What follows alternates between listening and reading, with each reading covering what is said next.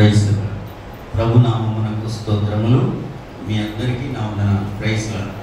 Praise మనం ఆరాధించే దేవుడు ఎంతైనా గొప్ప దేవుడు. దేవునికి స్తోత్రం. ఈరోజు దేవుని యొక్క వాక్యము నీలో దేవుని ప్రణాళిక. అంశం ఏంటంటే నీలో దేవుని ప్రణాళిక. ఈరోజు నీలో దేవుని ప్రణాళిక ఏంటి? ఏ ప్రణాళిక కలిగి దేవుడు ఈరోజు నీతో మాట్లాడబోతున్నాడు? ఆ మాటలు వినాలి. మీరు చాలా వరకు ఆదివారం కదా అని మనం వస్తుంటున్నాం, ఆదివారమే కదా అనే వాక్యము వినిపోవాలని వస్తూ ఉంటాం. ఆదివారం రావడం ఎంత ముఖ్యమో అంతకంటే వాక్యము వినడము అంత ముఖ్యం. దేవుని వాక్యము మనం వింటున్నప్పుడు మన పట్ల దేవుని ప్రణాళిక ఏంటో మనకు అర్థమవుద్ది, మనమేంటో కూడా మనకు అర్థమవుద్ది. వాక్యం వినడానికి తెలివితేటలు అవసరం లేదు, జ్ఞానం అవసరం లేదు, చదువు అవసరం లేదు, హోదాలు అవసరం లేదు. దేవుని వాక్యం వినడానికి మనసు పెట్టే శ్రద్ధ అవసరం ఉంది. ఆ మనసు పెట్టే మనసు మనకుంటే దేవుడు మన మనసులో ఆయన చక్కగా మాట్లాడుతుంటాడు. దేవునికి స్తోత్రం.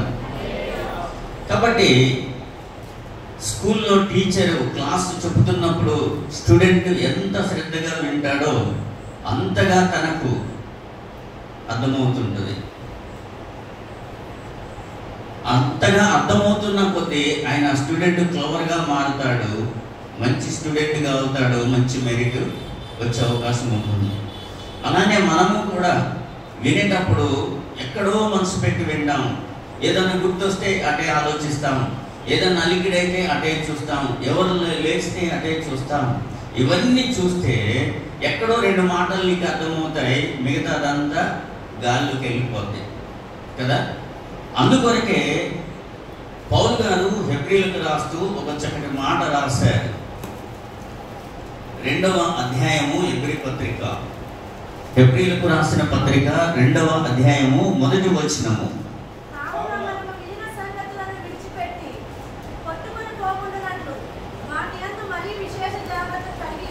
వాక్యం వింటున్న మనము చాలా జాగ్రత్తగా గమనించాలి.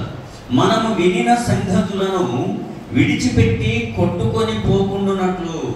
అంటే విన్న సంగతులు ఏమవుతున్నాయంట? కొట్టుకొని పోతున్నాయి, గాలిలోకి వెళ్ళిపోతున్నాయి, కొట్టుకుపోతున్నాయి. ఎడిపోతున్నాయో తెలియదు, ఎక్కడికి పోతున్నాయో తెలియదు. ఆ కొట్టుకొని పోకుండానట్లు ఆ వినే సంగతుల మీద మనసు పెట్టి ఏ జాగ్రత్త? విశేష జాగ్రత్త, విశేషమైనటువంటి జాగ్రత్త, మామూలు జాగ్రత్త కాదు. చాలా కేర్గా ఉండాలి, నెగ్లెక్ట్గా ఉండకూడదు. ఒకసారి నేను అట్లనే యాసిడ్ డ్రా చేస్తున్నాను. అంటే ఒరిజినల్ యాసిడ్ ఉంటుంది మా దగ్గర, మేము తయారు చేస్తాం. ఆ యాసిడ్ డ్రా చేసేటప్పుడు కొన్ని సేఫ్టీ వాడాలి. అవి వాడకుండా మనం దూరంగా ఉండటంలే, అదిలే ఇదిలే అనుకున్నాం. యాసిడ్ ఎప్పుడైతే వాటర్లో పడుతుందో బాగా చిమ్మించుకుంటుంది అన్నట్టు, బాగా వేడికి ఇంకా పెద్ద వరదొచ్చి పడ్డట్టుగా అయిపోద్ది వాటర్లో యాసిడ్ కలిసేటప్పుడు. అప్పుడు నా బట్టల మీద పడింది, నేను అక్కడే విప్పేసా. కానీ నాకు అప్పుడు అక్కడ లాకర్ ఉండదు కాబట్టి వేరే డ్రెస్ ఉండేది, అవి వేసుకొని వచ్చే బట్టలు కాలిపోయినాయి. జాగ్రత్తలో కొన్నిసార్లు నిర్లక్ష్యం చేస్తాం. మనం ఏం చేస్తాం? జాగ్రత్తలో కూడా నిర్లక్ష్యం చేస్తాం. ఏం కాదులే అనుకుంటాం. నాకు చేతులు వదిలిపెట్టి డ్రైవ్ చేసే అలవాటు ఉంది, నేను ఇంతకుముందు చాలాసార్లు అలా చేశానని జాగ్రత్త పడుతూనే నిర్లక్ష్యంగా చేస్తాం. అలా చాలా చాలా విషయాలలో మన జాగ్రత్తలోనే నిర్లక్ష్యాలు ఉంటాయి. మరీ విశేషమైన జాగ్రత్త లేకపోతే మన వినే సంగతులన్నీ ఏమైపోతాయట? కొట్టుకొని వెళ్ళిపోతాయి. అంటే నీ పట్ల దేవుని ప్రణాళిక నీకు అర్థం కాదు. ఇంకా దేవుడు ఎందుకు మాట్లాడుతున్నాడో అర్థం కాదు. ఏంటంటే చర్చికి వచ్చాం, కొన్ని మాటలు పాటలు విన్నాం, మనం వేయాల్సిన కానుక వేసి వెళ్ళిపోయామన్నట్టుగా ఉంటుంది. కానీ వింటూ ఉండండి. మీరు మీలో దేవుడు ఏమి చేయాలో, మీరు దేవుడికి ఏం చేయాలో, మనము సమాజంలో దేవునిలో ఎలా ఉండాలో మనకి తేటగా అర్థమవుతుంది. మరి ఈరోజు ఎంతమంది రెడీగా ఉన్నారు? దేనికి? వెళ్ళిపోవడానికి? దేని కొరకు? నీలో దేవుని ప్రణాళిక ఏంటో నీకు అర్థం కావడానికి నేను సిద్ధంగా ఉన్నాను, నేను ఈరోజు అలా వింటాను అని అనుకుంటే నిజంగా నీకు అర్థమవుతుంది.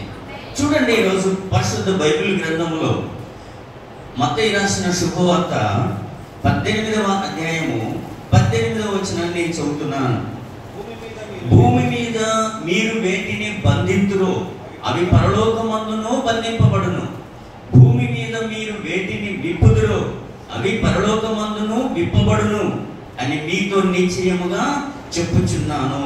ప్రేమ కలిగిన తండ్రి, చదవబడిన వాక్యం మీరే. ఈ వాక్యములో నుండి పరిశుద్ధాత్మ స్వరము చేత మాతో మాట్లాడండి నాయన. వినే మేమందరము వినగలిగే చెవిని, గ్రహించగలిగే మనస్సును మాకు దయచేయండి ప్రభు. ఎవరు నిర్లక్ష్యంగా ఉండకుండా వినే సంగతులు కొట్టుకొని పోకుండానట్లు జాగ్రత్త కలిగేటటువంటి వినికిడి మాకు దయచేయమని, మాతో మీరుండి నడిపించి మహిమ పొందమని, ఈ వాక్యం వింటున్న ప్రతి ఒక్కరిలో వారి ప్రణాళిక ఏంటో అర్థమవడానికి వారికి నేర్పించమని యేసు నామమున ప్రార్థన చేస్తున్నాం మా పరమ తండ్రి, ఆమేన్. కూర్చున్నాం. భూమి మీద మీరు వేటిని బంధిస్తారో దేవుడు ఏం చేస్తాడట? పరలోకమందు కూడా వాటిని బంధిస్తాడట. భూమి మీద మీరు వేటిని ఏంటంట విప్పుతారో పరలోకములో కూడా దాన్ని దేవుడు విప్పుతాడట. అంటే భూమి మీద మనం దేన్ని బంధించాలి, దేన్ని బంధించాలి అని తెలుసుకోవాలి. దేన్ని అంటే దేవుడికి ఏది వ్యతిరేకంగా ఉందో, దేవునికి అయిష్టంగా ఏది ఉందో, దేవునికి విరుద్ధంగా ఏది ఉందో దాన్ని ఏం చేయాలా? బంధించాలా. మనం ఏమంటాం? అపవాదిని బంధిస్తున్నానంటాం, సాతాను కార్యాలు బంధిస్తున్నానంటాం. మనం ఎట్లన్నా ఉండి వాటిని బంధిస్తా అంటాం. ఇంకా భూమి మీద బంధించాల్సినవి చాలా ఉన్నాయి. మన ఆశలు ఉన్నాయి, ఆలోచనలు ఉన్నాయి, తలంపులు ఉన్నాయి, ఎన్నో ఉన్నాయి ఇంకా బంధించాల్సినవి. భూమి మీద మనం వేటిని బంధిస్తే దేవుడు పరలోకములో వాటిని కూడా బంధిస్తాడు. ఇక అవి మన మీద ప్రభుత్వము చేయవు, బంధించబడి ఉంటాయి. ఇప్పుడు కొంతమందిని బంధిస్తారు, అంటే జైల్లో వేస్తారు. అంటే వాడక్కడ ఏమైనా మార్పు చెందితే మారాలా, లేకపోతే అలా ఉండాలి. బంధించబడ్డాడు. ఈరోజు భూమి మీద మనము దేనిని బంధిస్తే దేవుడు పరలోకంలో దాన్ని బంధిస్తాడు. భూమి మీద మనము దేనిని విప్పితే దేవుడు పరలోకంలో దాన్ని విప్పుతాడు. భూమి మీద నీ నోరు విప్పు, పరలోకములో దేవుడు తన నోరును కూడా విప్పి నీతో మాట్లాడతాడు. భూమి మీద నీ హృదయం తెరువు, దేవుని కొరకు హృదయం విప్పు, దేవుడు పరలోకములో కూడా తన మనసు తెరిచి నీతో మాట్లాడతాడు. భూమి మీద నువ్వు దేనిని విప్పుతావో, నీ చెయ్యిని దేవుని కొరకు, ప్రతి విషయంలో ఏది విప్పబడుతుందో దేవుని కొరకు, అది పరలోకంలో నుండి మన కొరకు అది విప్పబడుతుంది. దేవునికి స్తోత్రం. కాబట్టి భూమి మీద మనం విప్పడానికి ప్రయత్నం చేయాలి. అందుకొరకే కట్టబడిన గాడిద ఉంది, దాన్ని విప్పండి అని అన్నాడు. దానిని విప్పినప్పుడు అది స్వతంత్రుడిగా బయట ఉంటుంది. ఈరోజు నీవు నేను భూమి మీద దేనినన్నా విప్పాలి అని అనుకుంటే ఏం చేస్తాడట దేవుడు? పరలోకమందు కూడా విప్పబడదని మీతో నిశ్చయముగా చెప్పుచున్నాను. మత్తయి రాసిన శుభవార్త 17వ అధ్యాయం 20వ వచనము నుండి 21వ వచనం వరకు.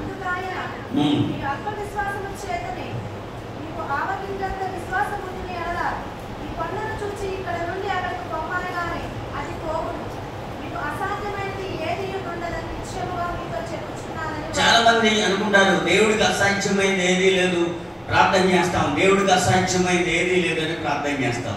కానీ దేవుడు ఏమంటున్నాడు? మీకు అసాధ్యమైనది ఏది లేదు. ఎవరికి అసాధ్యమైందట? మనకు అసాధ్యమైనది ఏది లేదట. తెలిసే విషయం. ఇవాళ నేను రాజస్థాన్ వెళ్ళేటప్పుడు చూశాను. కొన్ని కొండల్లో తొలచి కొండల మధ్యలో నుండి రూట్ వేశారు, ట్రైన్ రూట్. అందులో నుండి ట్రైన్ చాలా గుహల్లో నుండి ప్రయాణం చేసేది. అలానే ఒరిస్సా వెళ్తూ ఉండే కిరండల్ అనే దగ్గర కూడా ఆ గుట్టలు తొలిచి, అలానే వైజాగ్ వెళితే కూడా ఆ గుట్టల్ని తొలిచి సొరంగాల్లో నుండి కదా, అలానే ఇంకా అనేకమైనటువంటి గుట్టలను తొలిచి గుట్టల మధ్యలో డ్యాములు కట్టి, మనుషుడికి అసాధ్యమైనది ఏదీ లేదు. మనం అనుకుంటాం, నేను దేన్ని బంధిస్తా, నాకంత శక్తి ఉందా, నాకంత జ్ఞానం ఉందా, నాకంత బలం ఉందా అనుకుంటాం. దేవుడు ఉంచాడు మనలో, కానీ మనం గుర్తించలే. దేవుడు ఉంచాడు మనలో, దేవుని ప్రణాళిక ఉంది మనలో, దేవుని యొక్క చిత్తం ఉంది, దేవుని యొక్క శక్తి ఉంది మనలో, కానీ మనం ఏం చేయం? ఉపయోగించం. అందుకొరకే దేవుడు అన్నాడు, మీకు ఆవదించంత విశ్వాసము ఉండిన ఎడల. ఎంతంట అంటే అంత కూడా లేదు విశ్వాసం. ఒక కొండతో మాట్లాడి కొండను వెళ్ళిపో అంటే అది అట వెళ్ళిపోద్దంట. మీకు అసాధ్యమైనది ఏది ఉండదు. మనకు అసాధ్యమైనది ఏది లేదు. ధైర్యం చేసి ఇల్లు కడతాం, ధైర్యం చేసి పెళ్లి చేస్తాం, అసాధ్యమా? ఇంకా చూద్దాము. యోబు గ్రంథములో 28వ అధ్యాయంలో మనుషుడు ఏం చేస్తాడో చూద్దాం.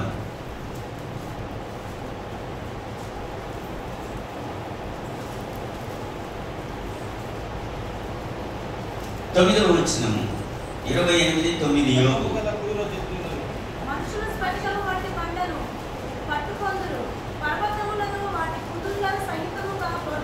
పర్వతముల యొక్క కుదుళ్ళు కూడా బోర్ల దోసేస్తాడట మనిషి. అర్థమైందండి? మనిషి ఏం చేస్తాడట? పర్వతాలు, పెద్ద పెద్ద గుట్టలు కూడా రేపటికి పొద్దుటికి నేలమట్టం చేయగలడట, బాంబులతో బ్లాస్టింగ్ చేసి కదా. ఇవాళంతా మ్యాన్ పవర్ కంటే ఎక్కువగా కదా, ప్రతి చోట కూడా మిషన్తోనే చేస్తూ ఉన్నారు.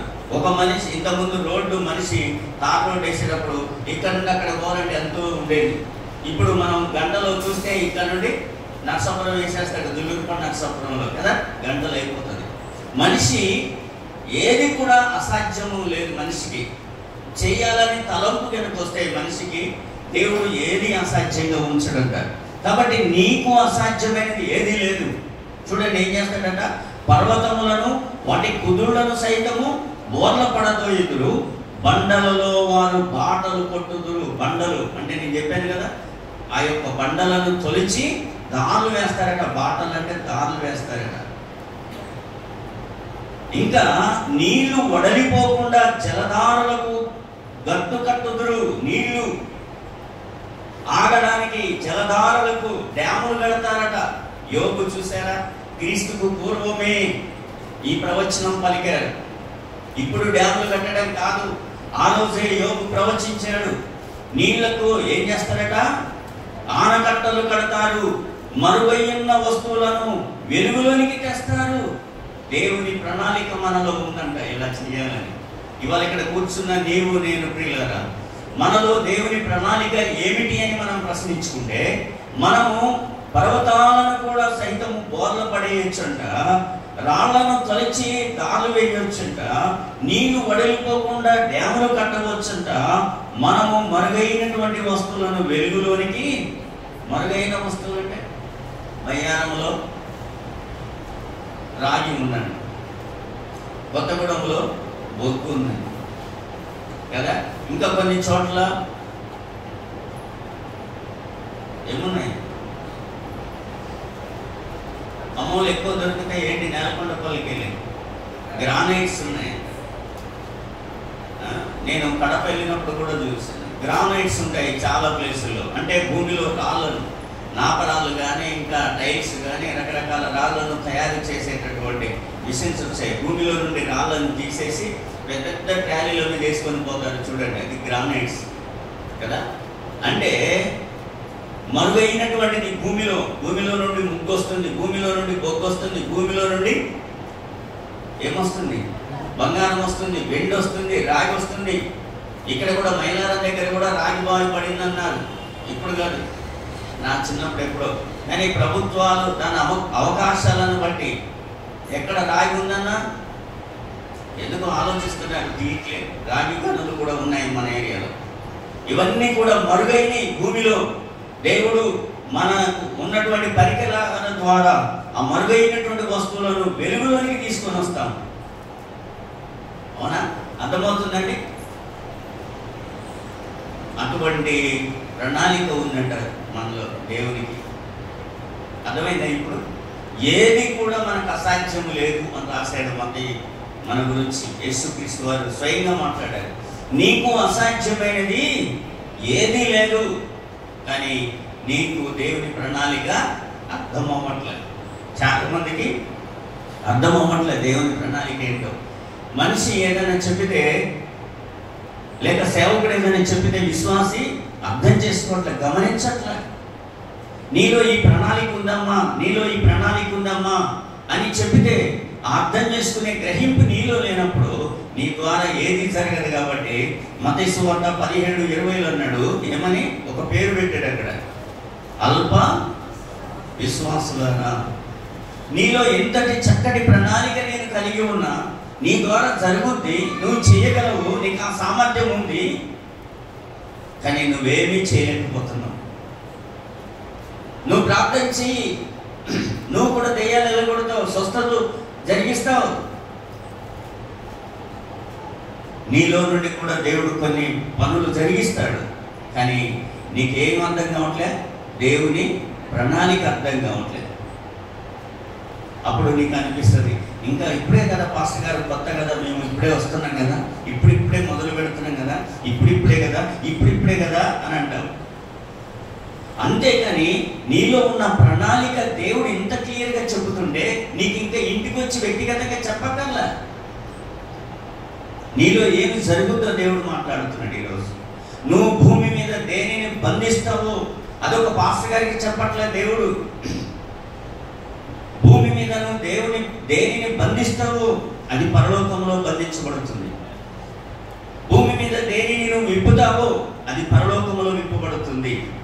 కాబట్టి మనుషుడా, నీకు అసాధ్యమైనది ఏది లేదు. ఏం లేదట?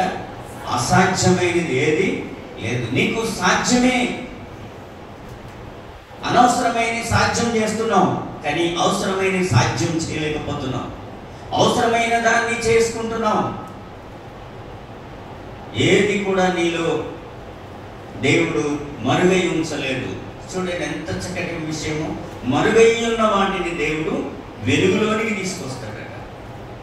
కనపడండి, నాలో ఎంత జ్ఞానం ఉందా, నాలో ఎంత శక్తి ఉందా, దేవుడు నన్ను ఎలా వాడుకుంటాడా అని. చూడండి, ఆదికాండము 45వ అధ్యాయం 2వ వచనం.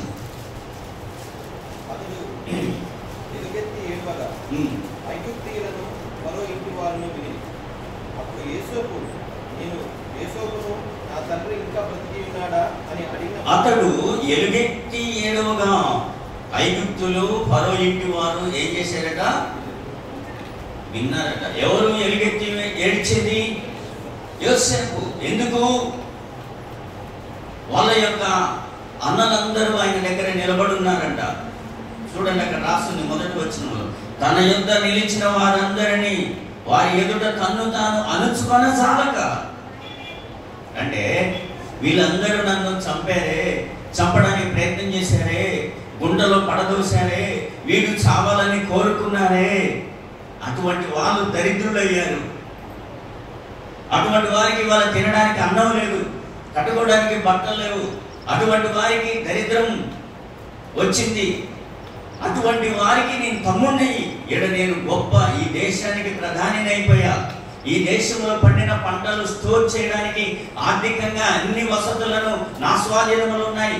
ఫరో రాజు కూడా నా ఆజ్ఞ లేకుండా ఏది చేయజాలడు అని అంతకి నేను ఎదిగిపోయా. అటువంటి వారు నా దగ్గర అడుక్కోవడానికి వచ్చారా? కానీ ఈయనకి తెలుసు, వారికి మాత్రము తెలియదు. ఈయనలో దేవుని ప్రణాళిక ఉంది. సొంత అన్నలను గుర్తుపట్టాడు, వారిలో దేవుని ప్రణాళిక లేదు. సొంత తమ్ముడిని గుర్తుపట్టలేదు. దేవునికి స్తోత్రం. దేవుని ప్రణాళిక ఉంది కాబట్టి వారు దగ్గరికి వచ్చినప్పుడు ఎలుగెత్తి ఏడుస్తుంటే ఐగుప్తులంతా విన్నారంట, ఫరో ఇంటి వాళ్ళు విన్నారంట, ఏంటి ఈయన ఏడుస్తున్నాడని. అప్పుడు యోసేపు నేను యోసేపునే, నేను యోసేపును, నేను యోసేపును అని వాళ్ళకి తెలియపరచుకుంటున్నాడు. నా తండ్రి ఇంకా బ్రతికి ఉన్నాడా? అతని సహోదరుడు అతని సముఖమునందు తొందరపడి అతనికి ఉత్తరమే ఇవ్వకపోయారు. అయ్యో ఈయన మా తమ్ముడే, అవునా కాదని నమ్మలేని పరిస్థితి వచ్చేసింది.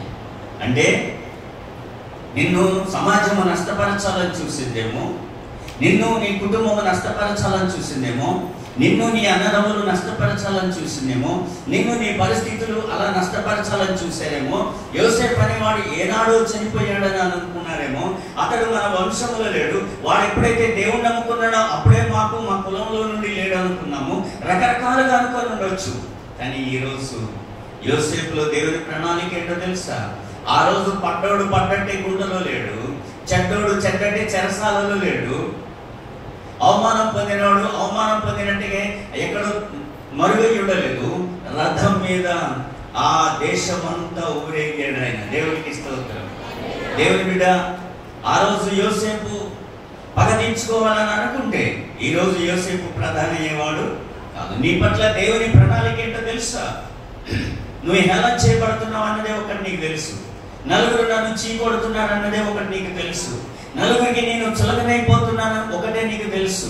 నేను ఎవరికి మంచిదాన్ని కాదు, మంచివాడిని కాదు అనేది ఒకటే నీకు తెలుసు. కానీ నీ పట్ల దేవుని ప్రణాళిక ఎంత ఉందో ఒక్కసారి చూడు. భూలోకంలో యోసేపు దేనిని బంధించాడు, అది పరలోకంలో బంధించబడింది.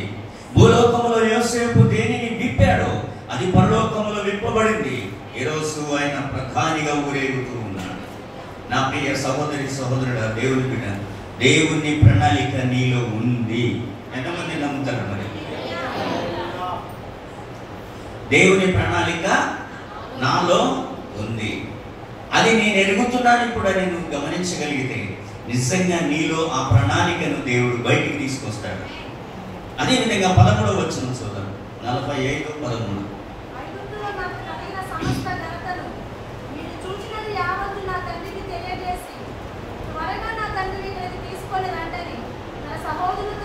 ఏం చెప్తున్నాడట?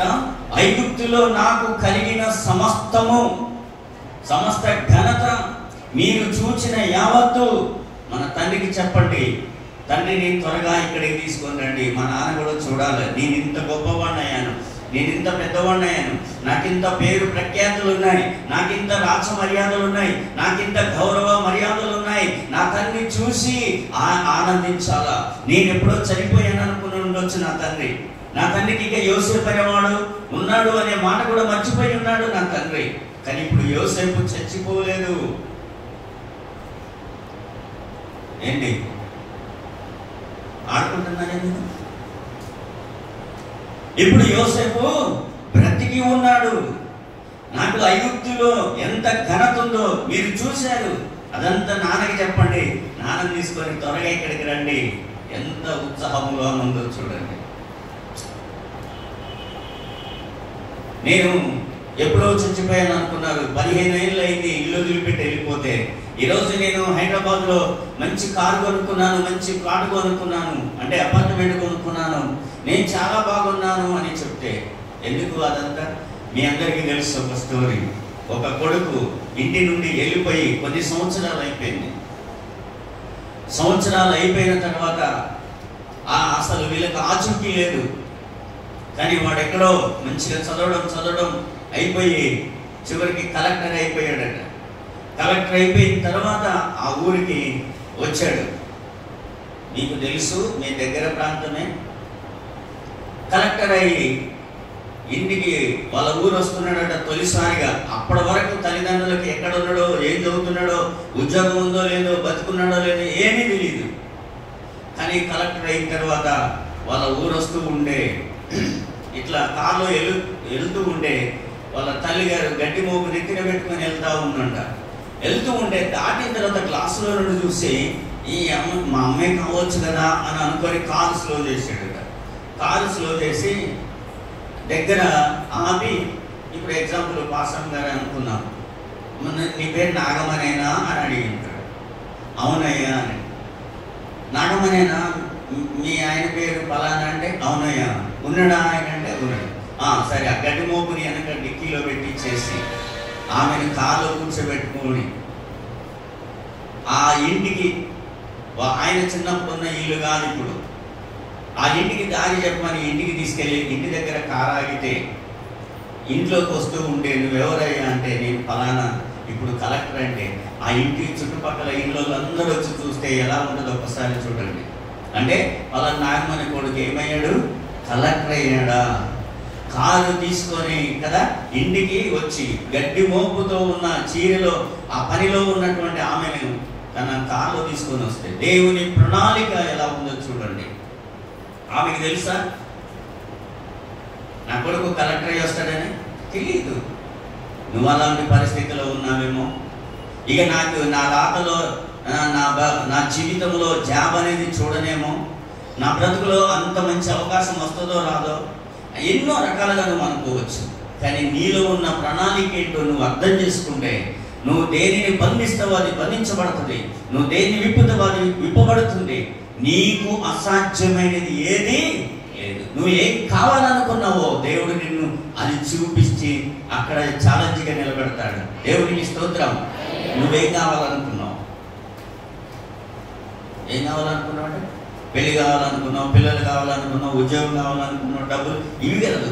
నువ్వేం కావాలనుకుంటున్నావు? నీలో ఒక ఆశ, నీ పిల్లల గురించి ఒక ఆశ, ఒక ప్రణాళిక, దేవుని పక్షంగా నీ ప్రణాళిక ఏంటో నువ్వు అర్థం చేసుకుంటే నిన్ను దేవుడు ఒక మంచి ఉన్నత స్థితికి తీసుకురాబోతా ఉన్నాడు. దేవునికి స్తోత్రం.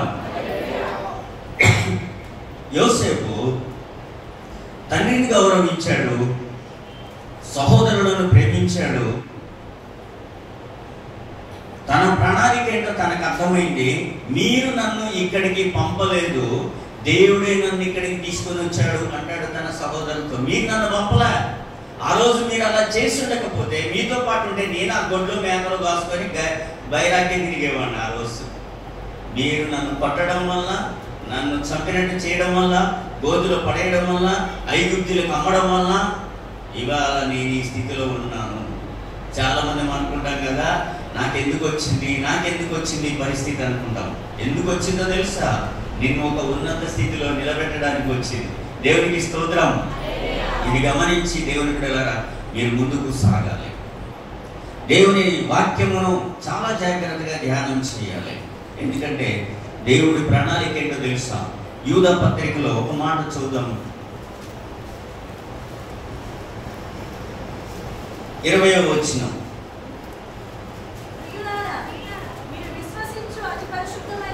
ప్రియులారా, మీరు విశ్వసించు అతి పరిశుద్ధమైన దాని మీద మిమ్మల్ని మీరు కట్టుకొనుచు, పరిశుద్ధాత్మలో ప్రార్థన చేయుచు, నిత్య జీవార్థమైన మన ప్రభువుకు యేసు క్రీస్తు కనికరం కొరకు కనిపెట్టుచు, దేవుని ప్రేమలో నిలుచున్నట్లు కాచుకొని ఉండండి.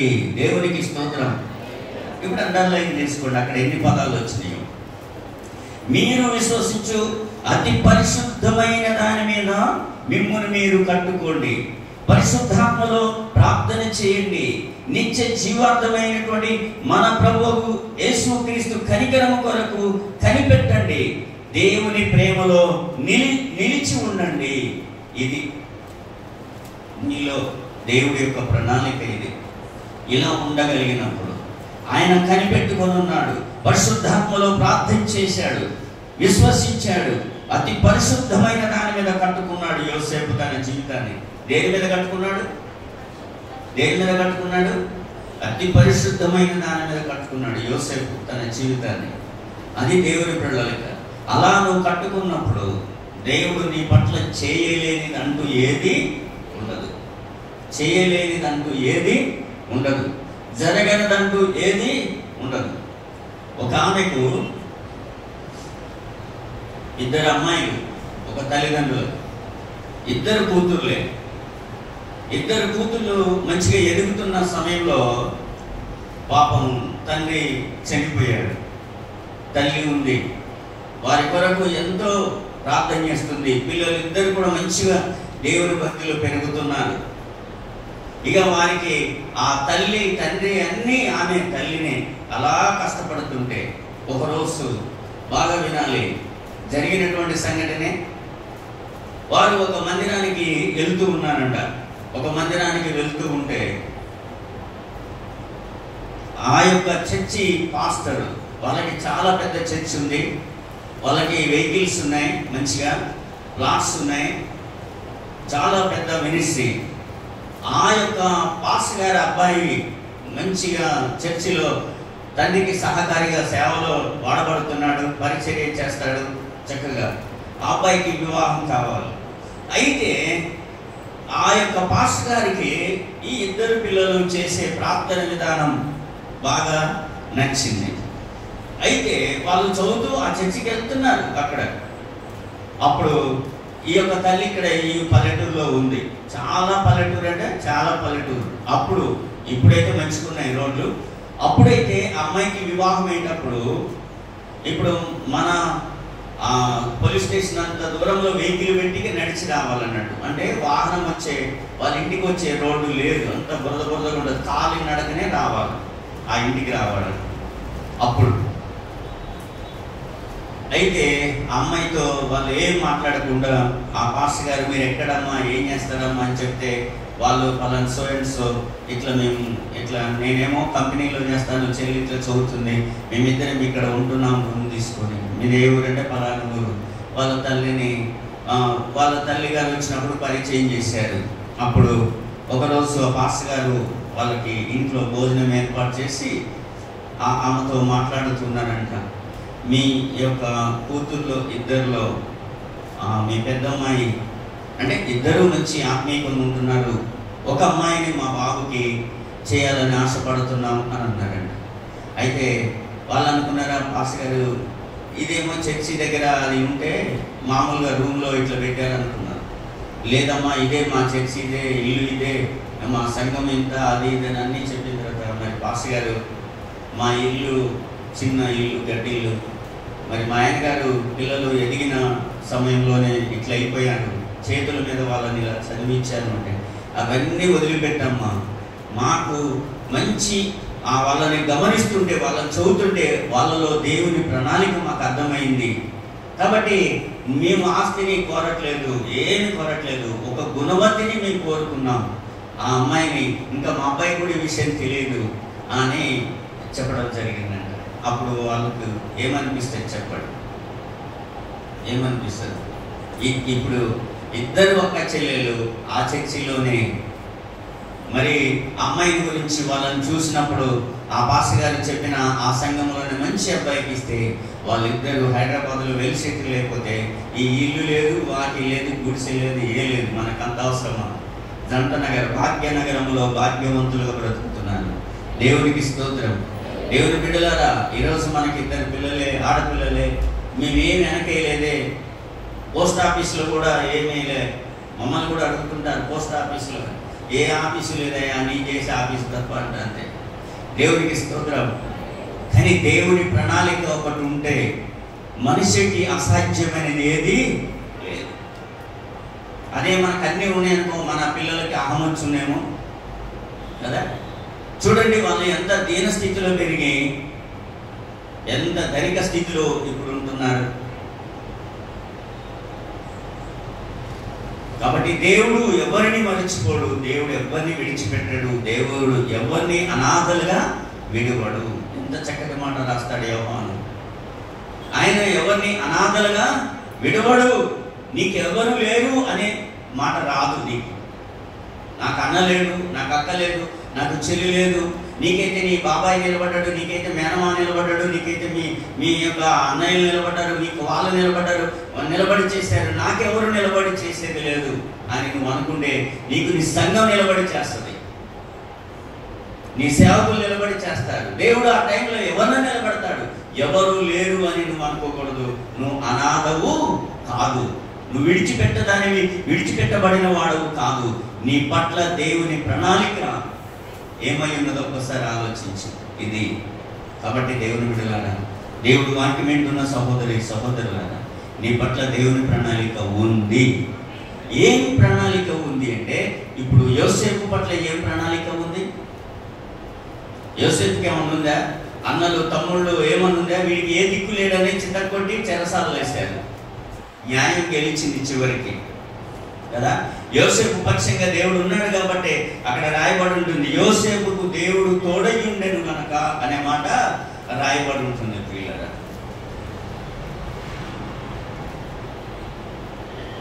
39:23 వచనం.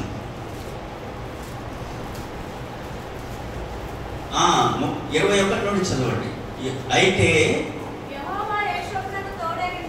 యెహోవా యోసేపునకు తోడయుండి అతని యందు కనికరపడి, చూడండి, అతని మీద చెరసాల అధిపతికి కటాక్షము కలుగునట్లు చేసి, చెరసాల అధిపతి ఆ చెరసాలలో ఉన్న ఖైదీలందరినీ యోసేపు చేతికి అప్పగించెను. వారక్కడ ఏమి చేసిరో అదంతా అతడే చేయించువాడు.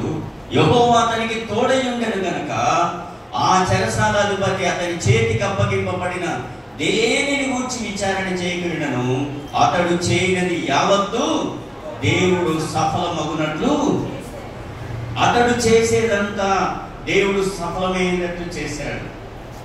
నువ్వేమి చేయబోతున్నా, నువ్వేమి చేయాలనుకున్నా, నువ్వేది చేస్తున్నా దేవుడు సఫలమయ్యేటట్లు చేస్తాడు. ఏది నీకు ఎక్కడ ఫెయిల్యూర్ అనేది రానివ్వడు. ఒక రోజు నువ్వు ఫెయిల్ అయ్యి ఉండొచ్చు, ఒక విషయంలో నువ్వు ఫెయిల్ అయ్యి ఉండొచ్చు, ఒక పరిస్థితిలో నువ్వు ఫెయిల్ అయ్యి ఉండొచ్చు. అసలు నువ్వు చేసేదే, నువ్వు చూసేదే, నీకు ఎదురయ్యేదే అంత ఫెయిల్యూర్ అయి ఉండొచ్చు.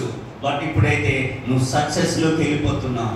దేవునికి స్తోత్రం చెప్పాలా. నువ్వు ఎక్కడికి వెళ్ళిపోతున్నావు? సక్సెస్ లోకి వెళ్ళిపోతున్నావు. దేవుడు అంటున్నాడు, అతడు చేయనదంతయు కూడా యెహోవా సఫలము చేసెను.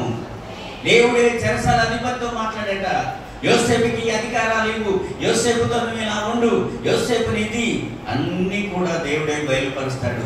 ఎవరితో ఏం చేయించాలో, నీతో ఏం చేయించాలో దేవుడే. కాబట్టి దేవుడు నీ పట్ల ఉన్నాడు. చెప్పండి, దేవుడు నా పట్ల ఉన్నాడు. నా పట్ల దేవుని ప్రణాళిక ఉంది, నా పిల్లల పట్ల ఉంది. నా పిల్లలకు దేవుడు న్యాయం చేస్తాడు. నా పిల్లలు అనాథలు కారు. ఇక్కడ ఎంతమంది అలా అనుకుంటున్నారు? వాడి రాతే బాగలేదు అనుకుంటున్నారు. ఇక దేవుడే చూసుకోవాలా, మేమైతే మా వల్ల ఏం కాదు, వాడి బ్రతికి అట్లా అయిపోయింది అనుకుంటారు. రకరకాలుగా మనం ఇక్కడ అలా ఉద్దేశాలతో కూర్చొని ఉంటాం. కానీ ఈరోజు దేవుడు అంటున్నాడు, నీలో దేవుని ప్రణాళిక అనే అంశంతో, నీలో దేవుని ప్రణాళిక ఇది. నువ్వు నిరీక్షపడద్దు, నీరు గారిపోవద్దు. తాగినవాడు తాగినట్టుగానే ఉంటాడు, చెడిపోయినవాడు చెడిపోయినట్టుగానే ఉంటాడు, తిరిగేవాడు తిరిగినట్టుగానే ఉంటాడు కాదు. చెడ్డోడు ఎప్పుడు కూడా చెడ్డ జీవితంలోనే ఉండడు. ఏదో ఒక రోజు దేవుడు బాగు చేసి నిలబెడితే ఆ చెడ్డోడు సాక్ష్యం చెప్పితే అనేక చెడ్డోళ్ళు బాగుపడే అవకాశం వస్తుంది. దేవుడికి స్తోత్రం. ఇవాళ దేవుడు బైబిల్ నమ్మిందంతా చెడ్డోళ్ళే, మంచోళ్ళు కాదు. అవునా కదా? కాబట్టి మీ ఇంట్లో చెడ్డోడు ఒకడు ఉన్నాడు, చెడు తిరుగుల్లో ఉన్నాడు, చెడు వ్యసనంలో ఉన్నాడు. వాడు చెడ్డ రీతిలోనే చచ్చిపోడు, ఆ జీవితం అలానే ముగించదు. ఒకరోజు మంచి మార్గంలోనికి రాబోతా ఉంది. కాబట్టి దేవుడి యొక్క సన్నిధిలో యూదా పత్రికలో దేవుడు మంచి 4 విషయాలు మనతో బయలుపరిచారు. ఏంటంటే, ప్రియులారా, మీరు విశ్వసించే అతి పరిశుద్ధమైన దాని మీద మిమ్మల్ని మీరు కట్టుకోండి. నీ పట్ల తప్పకుండా దేవుని ప్రణాళిక ఏంటో నీకు అర్థమవుతుంది. దేవుని ప్రణాళిక నెరవేర్చబడుతుంది. కాబట్టి మీరు అతి పరిశుద్ధమైన దాని మీద కట్టుకోండి. మన జీవితాన్ని, మన విశ్వాసాన్ని, మన ఆత్మీయతను, మన భక్తిని, మన ప్రార్థనని దేని మీద కట్టాలి? అతి పరిశుద్ధమైన దాని మీద కట్టాలి. రెండవదిగా చూస్తే, పరిశుద్ధాత్మలో ప్రార్థన చేయండి. దీనికి చదువు అవసరంలే, హోదాలు అవసరంలే, ఉద్యోగాలు అవసరంలే, డబ్బు అవసరంలే. దేంట్లో ప్రార్థన చేయాలా?